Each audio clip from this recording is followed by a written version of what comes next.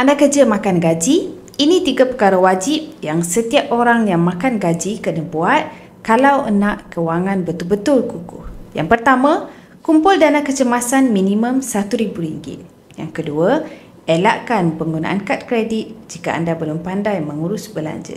Dan yang ketiga, jangan tambah hutang jahat yang akhirnya buat anda makin miskin.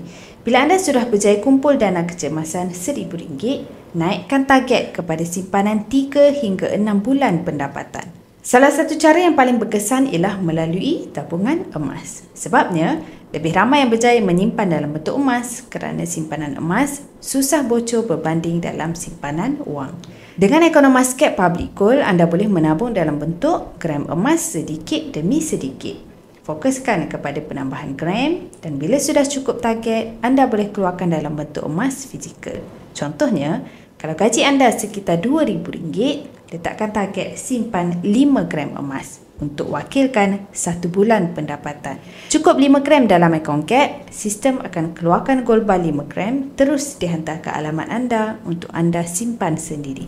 Kalau anda nak mula bina simpanan emas untuk kukuhkan kewangan, anda boleh rujuk pin video saya untuk langkah mudah daftar akaun emas dan nanti saya akan bantu anda cara terbaik menabung emas di Public Gold sesuai dengan bajet anda.